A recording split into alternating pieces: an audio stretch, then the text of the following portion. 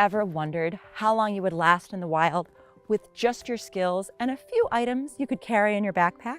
Would it be a night, a week, a few months? On day 56 of being alone in the wilderness, I had a revelation that may help you become completely self-sufficient in the wild. I know it may sound strange, but once you hear it, you'll understand why it makes perfect sense. If you want to become self-reliant long-term in the wild, instead of following the advice of so-called survival experts that go and camp in the woods close to home for just a few days, you should look at the first people who came here and settled the wild. They didn't just have to survive for a few nights. They had to choose a piece of the wilderness with no road in sight, where they were to stay for the rest of their lives and call it their home, sometimes hundreds of miles from their next neighbor. They had no complicated, fancy gear, and with the little they did have, they made everything. There was no room for error, they couldn't call 911, and they surely couldn't restock their supplies at Walmart. Our ancestors weren't just surviving the wild, they were living in the wild. We don't have to reinvent the wheel. Instead, we just have to use all of this incredible knowledge that for some time has been neglected by history and by many survival experts. So today, I'd like to show you 3 modern outdoor mistakes that most people make, even survival experts. And the worst part is that these false assumptions can get people killed. So if you're curious to see if you're making one of these mistakes right now, buckle up your seatbelt and let's jump into this journey together.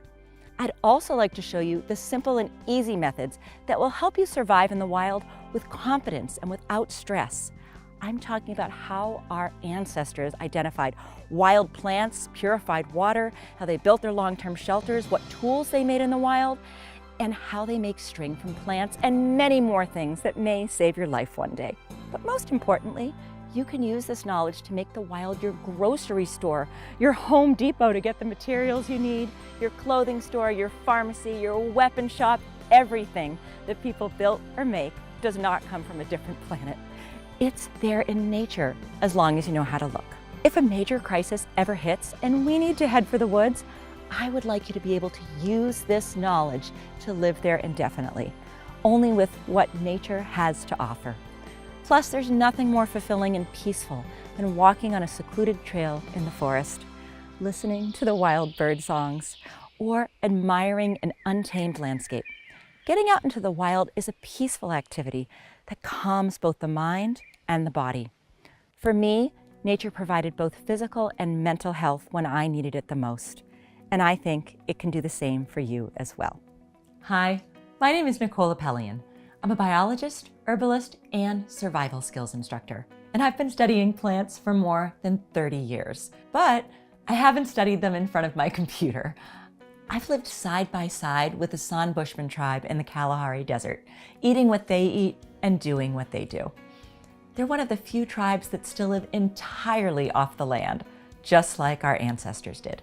In 2015, I participated in the History Channel's TV show Alone, a series where contestants need to survive alone in the wilderness as long as they can. I survived 57 days on Vancouver Island with little more than a knife and my knowledge. I was there completely alone, with no crew and no gear other than what fit in my backpack. And I survived mostly by foraging wild plants that were both my food and my medicine.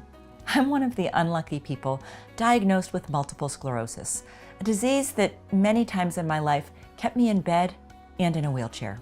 I did all these things on alone in spite of my physical challenges. And as you can see, I'm definitely not a super physically strong person.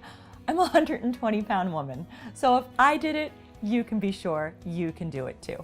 And if I did it, it's only because of the knowledge I've gathered over the years, knowledge that I'd like to share with you today. So what is the first wilderness mistake you might be making? What most people do, they're not focusing on local plants. When you go out into the wild, the most reliable food source is plants. Instead, most people plan on surviving by hunting and fishing, which is good, but it's very unpredictable. You can go for days without catching anything, while plants and mushrooms are all over the place in the wild. And all it takes is a few minutes to pick them up and cook them. Plus, if a crisis were to hit us and many people would go into the woods to hunt, the game would soon be extremely scarce.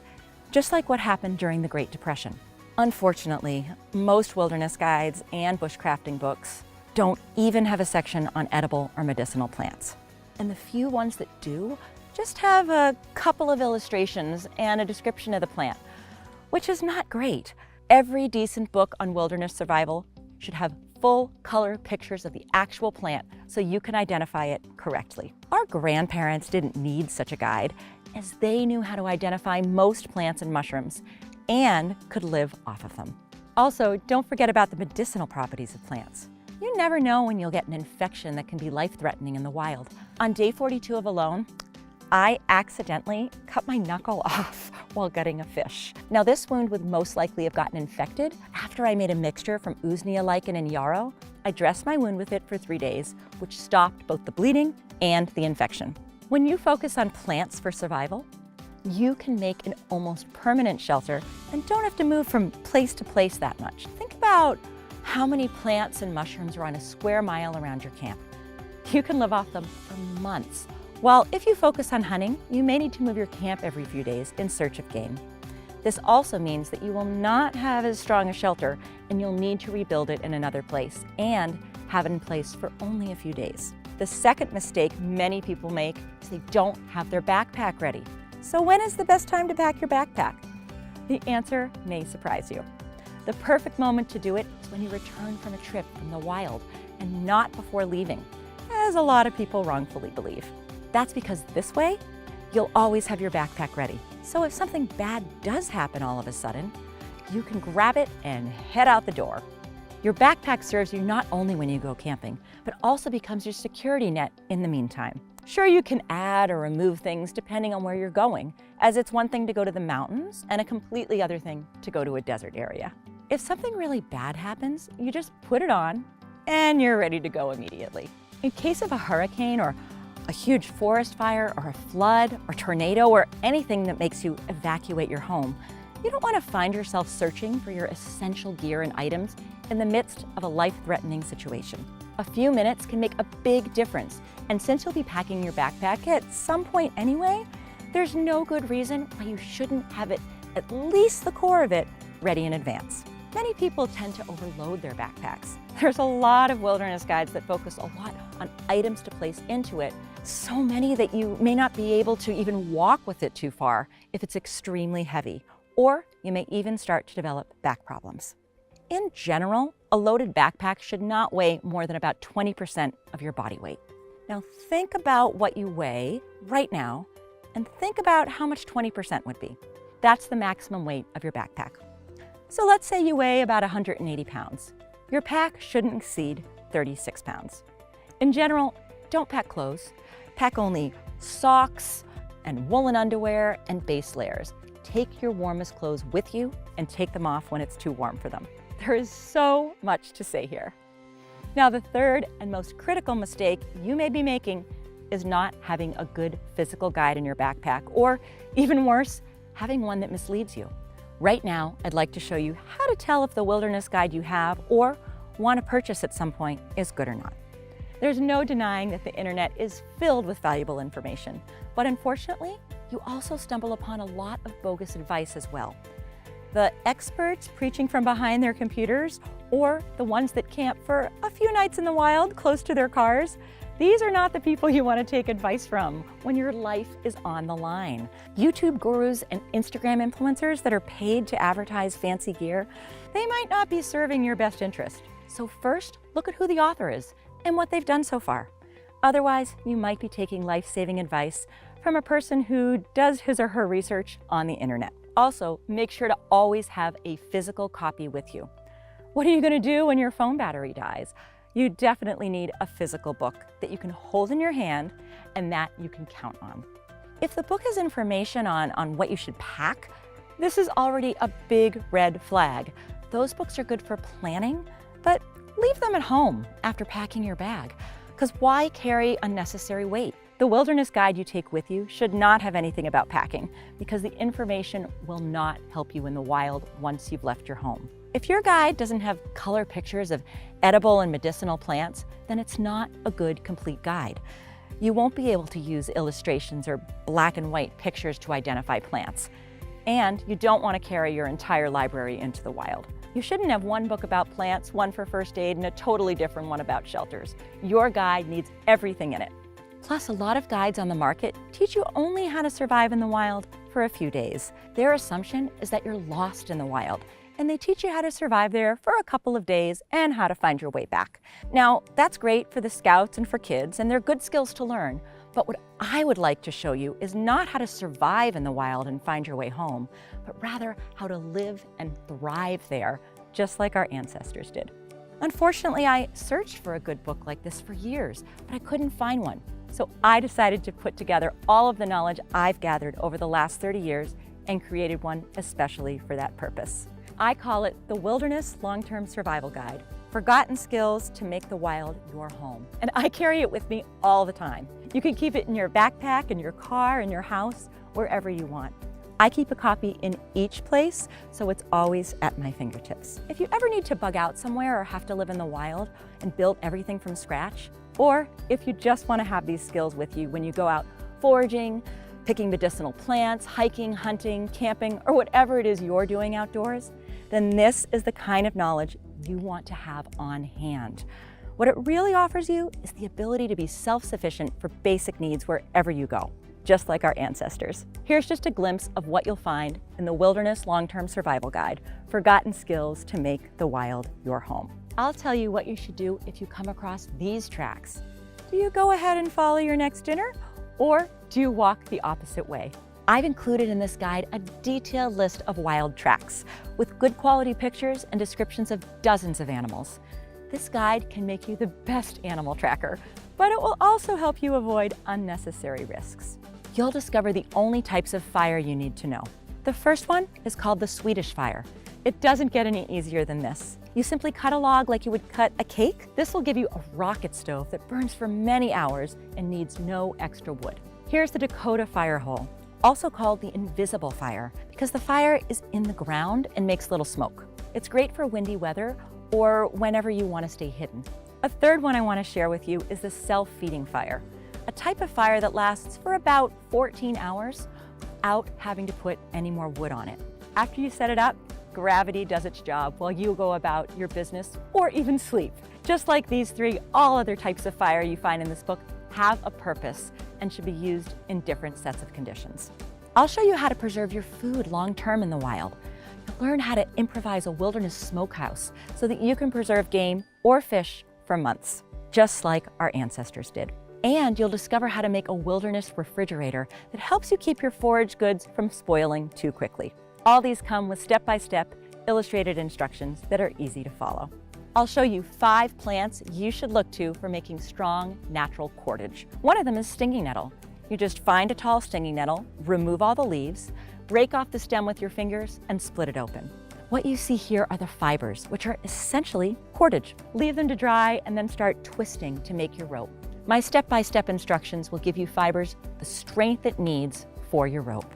The fibers made like this are so strong, you can use them to climb, tie wood, make a snare to catch game, make clothes or fishing lines, and many more things that you'll find inside the book. Another useful skill you'll discover is how to make water out of thin air. If you find yourself nowhere near a stream of water, you can use this method to transform the humidity from the air into drinking water. You just need 3 items. One of them is a rock just like this. In the Wilderness Long-Term Survival Guide, you'll also discover how to recognize plants like an expert forager. You'll find color pictures of plants, trees, and mushrooms so that you can easily identify them. Plants are everywhere around you, and if you can identify them, you'll never run out of food in the wild. So when you're in doubt about a plant, mushroom, or a tree you come across, open your new book to find out what to do with it. Because I want you to be 100% safe, I've also added images of the lookalikes so you can stay away from the poisonous plants. You'll also find a wide range of mushrooms that you can safely eat. Mushrooms may be the best source of protein you can find in the wild that doesn't have legs. One of the most common mushrooms that has no real poisonous lookalikes is the chicken of the woods. Its bright yellow and orange color makes it really easy to be seen from far away, as well as the fan shape and the wavy cap. Chicken of the woods mushrooms don't have gills on the underside like the poisonous jack-o'-lantern, which is the closest lookalike. So just check the underside and you should be safe. If you're lost in the woods, it means you have thousands of trees around you. Each of these trees has something to offer you, but only if you know what to look for. One of the widespread trees is the beech tree. You'll find it in most forests, and it's really easy to identify by its smooth gray trunk and the distinctive leaf litter underneath. Once you find it, you have two options. If the leaves are young, they're edible, and you can make a salad out of them.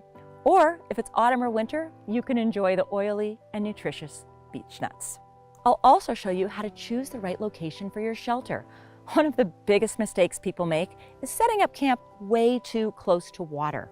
Although you want to be close to a water source, being too close means that you could be in a flood area, a cold sink, or you may cross paths with a bear or a cougar looking to quench its thirst. You'll want to make sure your shelter is at least 200 feet away from any water source. Another mistake I've seen even experienced campers make is building their shelter under very large trees. You want to be protected from the elements, but the tallest trees are the most likely to be hit by lightning in a storm. You'll learn lots of life-saving tips just like this before building your shelter. Another important thing you'll discover inside is how to make the 7 life-saving tools you need to survive long-term in the wild. Some of these tools are way too heavy to take with you in your backpack. The only thing you'll need to take with you is this guide, which is going to show you how to create them yourself using only materials you'll find around you. I wanted to create a book that allows you to create everything from scratch. You'll also discover the 10 knots every person should know in the wild. One of them is a square knot. Use this one whenever you need to join pieces of rope together. You can also use it to secure bandages to a wound or objects together, like a bundle of wood for carrying. It's hard to know all these knots by heart, no matter how useful they may be, so wouldn't it be better to have them all in a book that you can take with you? You'll also find out how to make your own containers in the wilderness. The one I like to make the most is a pot that looks like this. All you need is some clay soil. To make sure it's clay, do a simple squeeze test. Take a handful of moist soil and give it a firm squeeze. If it doesn't hold its shape, then it's not clay. Poke it with your finger. Now, if it doesn't crumble, it's clay.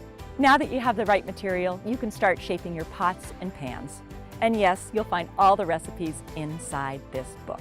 You'll also learn what to do if you come face to face with a bear or a cougar or a wolf. For example, if you cross paths with a lone black bear without cubs, simply back up slowly without making eye contact. Stand with all your arms extended and make loud, booming noises. This will signal to the black bear that you're not an easy target, and most likely it'll turn around and move on in search of food. A common mistake a lot of people make is to either play dead or climb a tree. Don't do that with a black bear. Another thing you'll discover is how to become invisible in the wild. The most dangerous being you can encounter in the wild, it's not a bear or a cougar, but another human being with bad intentions. That's especially true in a crisis when many people may head for the woods. That's why I'm going to teach you how to become a gray man in the wilderness. One of the things we'll learn together is how to lose tracks and send any chaser on the wrong path. You'll discover the only 3 shelters you need to know how to build. The first is the debris shelter, which is pretty easy to make and is worth building if you're staying for a night or 2 in the wild. The second one is the 1-month shelter, but it helped me survive and alone in the wilderness for more than that, 57 days to be exact. What I love about that is you can build the basic structure in just a few hours. The third one is called the Forever Shelter, and it could easily be your second home. That's because although it's meant for survival long term, you could build one as your comfortable retreat in the woods, your bug out location, or just as a place in nature where you could go and recharge your battery. It has a small root cellar, a cozy fireplace with a built-in smokehouse, a wood stove, an integrated bed, and much, much more. You'll also learn how to make weapons using only materials found in nature. I'm talking about the exact weapons that our ancestors used to hunt and protect themselves. These served them for thousands of years, so you can bet they can help you in times of need as well. Something else you'll discover is how to collect water from plants. This is going to be some of the cleanest and purest water you can get in the wild. You'll need 1 clear plastic bag, a string, a small rock, and a branch. Water-loving plants like willow, cottonwood, or any barrier shrub are ideal. But if there's none of these around, any plant with a decent number of leaves will do. Next, place the bag over the branch and tie it tightly around the stem, or else you can lose precious water. Water will start to condensate inside the bag, and in about 3 to 5 hours, you can collect it. How much water you can gather depends on how sunny it is outside, but you can get approximately half a cup of fresh water from a large branch. And if you want more water, all you have to do is place more bags around the plants. Something else I want to show you is how to start a garden in the wild. Foraging is a useful skill to have, but you can't do it long-term unless you want to move from place to place. Now, if you want to live long-term in the wild, whenever you go out foraging, gather some seeds or some roots of these plants and plant them near your camp. Inside my guide, you'll discover the exact wild plants that are easy to grow and yield the biggest harvest, and also how to choose the best soil and a system that will keep wild animals from destroying all of your hard work. I'll also tell you exactly what happens if you smear mud over your skin. No, it's not to camouflage, although you can use it for that as well. It's actually the best natural skin repellent. The mud masks your scent and makes you less desirable to those pesky bloodsuckers. I'll also show you why you should learn bird language and how you can do it in just a few days, and 5 easy steps. This is a skill that gives you secret knowledge of what's happening around you. Now, birds warn themselves when they see a predator, and knowing how to recognize these alarms will help you stay safe and possibly avoid an unnecessary encounter. I also want to show you how easy it is to cook in the wild with no gear.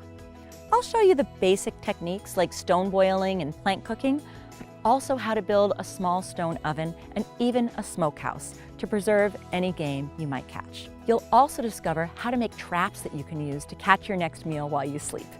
Wouldn't it be nice if you could go to sleep knowing that in the morning you could find fresh wild game, and with almost no effort? One of the easiest traps you'll discover is a trigger snare, just like this one, that you can use to catch rabbits, wild ducks, or other small game. Another thing you'll discover is how to make and use primitive glue. All you need is some pine resin and another ingredient you can make on your campfire. Melt these two together and you'll get a black substance just like this one. Once you've made the glue, you can use it to seal holes in your containers, glue arrowheads to your spears, reinforce the lashings, seal baskets, and much, much more. Another thing you'll discover is how to make Robinson Crusoe's fish trap. I used this method the second time I was on alone. The best part about this fishing method is you don't have to be there all the time. You can do other things around your camp while the Robinson Crusoe fish trap catches your next meal. I'll also show you how to make salt in the wild from plants.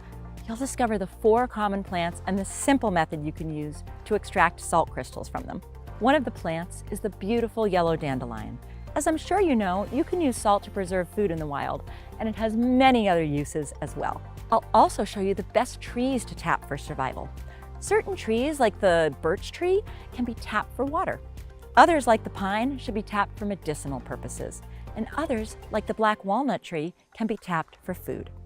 If you have this book with you in the wild, simply identify the trees using these big pictures and tap the ones you need. You'll also discover the medicinal plants and remedies you'll get for free from nature's pharmacy. Because taking your entire medicine cabinet into the wild is out of the question, I've compiled an entire chapter that explains in detail how you can use wild plants for managing health problems and medical emergencies. You'll know where to find natural aspirin, the plant that helps you fight infections, the plant that has Vicodin-like effects, the leaf that stops bleeding, the root infusion to get rid of migraines, the painkiller sap, the doxycycline of the woods, the anesthetic gel you'll find in cattails, and the natural anti-inflammatory insoles you can place in your shoes. But that's not all. If you decide right now to take advantage of the Wilderness Long-Term Survival Guide, Forgotten Skills to Make the Wild Your Home, you'll also receive 3 exclusive gifts. However, I can't promise that these 3 gifts will be available for long. The first one is called Army Survival Strategies and Tips to Use in a Crisis. Normally it costs $29, but you can get it for free today. Ferguson Mason, the author of this book, is an Army vet who adapted the strategies and techniques he learned in conflict zones for people who want to protect their homes in times of social chaos. Inside, you'll discover the tactics used by the U.S. Army to secure their bases and how to wisely use them to protect your home. Some simple hacks that will keep looters off your property, ingenious DIY traps against intruders, how to hide from thermal vision, the art of camouflage, rioter attracting items you should get rid of, and a lot, lot more. The second one is called How to Become Self-Sufficient on 4 Acres of Land. You can purchase it online for $27, but today you can get it for free as well. Inside, you'll discover the projects you can make around your house and backyard to become more self-sufficient and independent. You'll find complete instructions on projects like how to make the perfect farm plan that will include everything you need, what chicken breeds lay more eggs, how to make a greenhouse to grow food all year round, how to make your own remedies from plants you can grow in your own backyard, how to make a root cellar, and a lot more. The third gift you'll get is called Where Free Land Can Be Found in the USA. If you buy this guide alone, it costs $29, but today it's yours at no cost. Once upon a time in America, brave people settling the wild frontier were given the deed to a 160-acre piece of land. The only string attached to this land was that they had to live there and develop it into a homestead. Believe it or not, there are still counties that offer free plots for people willing to build a house on them. You'll discover all these plots of land in this guide, and you can search for the closest one to you or whatever meets your needs. So today, if you get the Wilderness Long-Term Survival Guide, you'll also receive 3 exclusive gifts, which normally cost a total of $85 for free. Think about our ancestors. They could go into the wilderness with their bare hands and live there forever. They would make everything from scratch because they had the knowledge to do so. They didn't need a fancy $1,000 tent or a $300 knife or anything like that. People spend thousands of dollars on survival equipment, but don't invest hardly anything into the most important thing: knowledge. If you have this guide close to you at any time, you won't need any other tool. If worse comes to worse, everything you need to know is inside. Living in the wilderness is absolutely free. You don't have to pay rent or a mortgage, and there are no monthly electricity or water bills. You don't even have to spend money on food. Stop for a second and think about how much money simply flies out of our pockets each month for these luxuries that we don't really need. I want this book to be accessible to anyone, so that's why I push to get the price as low as possible. But when you print in high quality and sturdy paper that must resist the elements, as well as in small batches, the cost of producing a single book is extremely high. This is not the kind of book you see in bookstores with cheap paper that gets ruined if you accidentally get some water on it. I know that I would have paid even $1,000 to have a guide like this, but there wasn't any available. We were able to get it down to $79, and we thought this was a very good price for what you'll get. But luckily we found a printing house in Austin, Texas, where the owner is a wilderness enthusiast and helped us get this book on the market at just a fraction of that price. So today, you can get the Wilderness Long-Term Survival Guide, Forgotten Skills to Make the Wild Your Home, plus Army Survival Strategies and Tips to Use in a Crisis, plus How to Become Self-Sufficient on 4 Acres of Land, plus Where Free Land Can Be Found in the USA, not for $164, but for a one-time payment of just $37. But you don't even have to pay a thing. I don't want your money if you are not 100% happy. So if there's anything, absolutely anything in this practical guide that you don't like or find useful, simply send us an email and we'll refund you for what you paid for the book. And you get to keep the physical book forever, even if you get your money back. That's my 60-day keep the book money back guarantee. I'm making this guarantee because I want this book to reach as many people as possible. I wouldn't want the price of the book to stand in the way of saving a life one day. I didn't write this book to get rich. I spend 80% of my time in the wild where money has absolutely no value to me. I already have what I need. So you have 60 days to decide if you want a refund or not. But regardless of your decision, you can still keep the physical book and the bonuses. Worst case scenario, you get the Wilderness Long-Term Survival Guide for free. One more thing.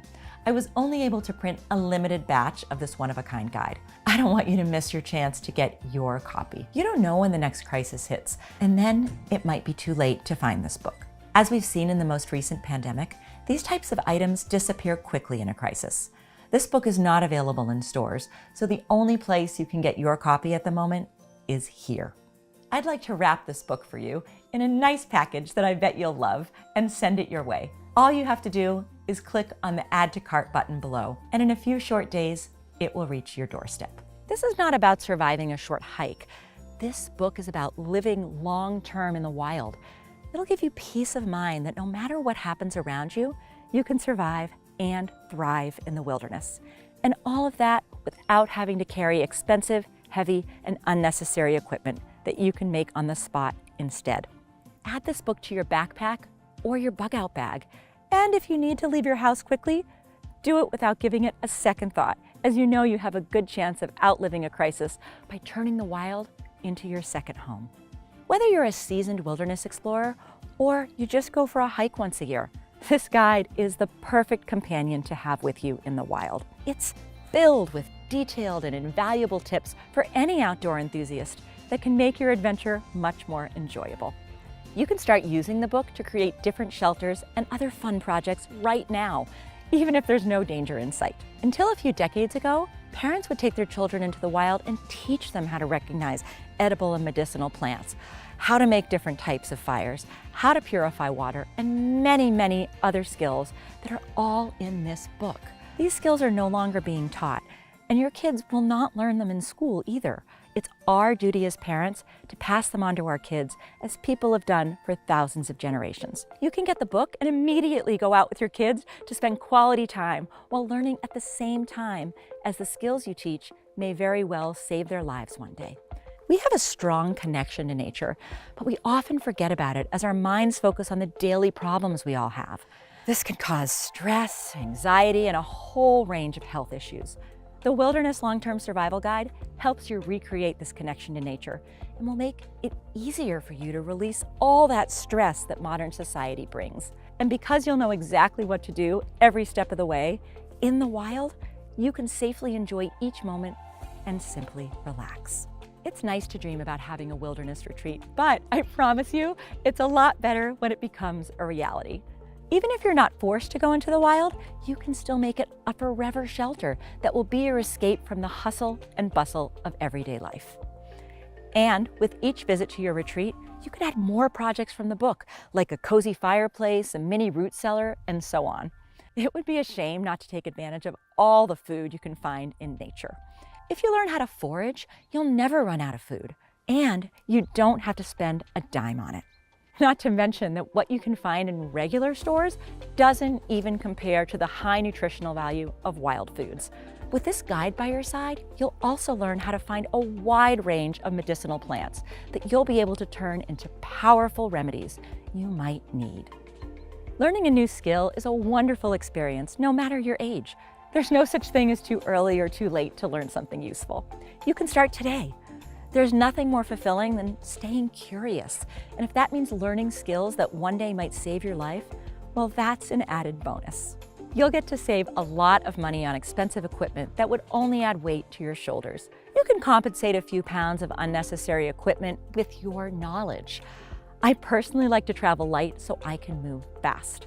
Except for the essential items, all you really need to take with you is the Wilderness Long-Term Survival Guide. And as I told you already, you're also covered by the 60-day Keep the Book money-back guarantee.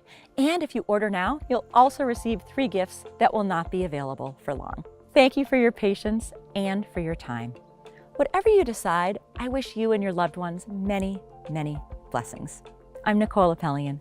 Thank you so much for being here with me today.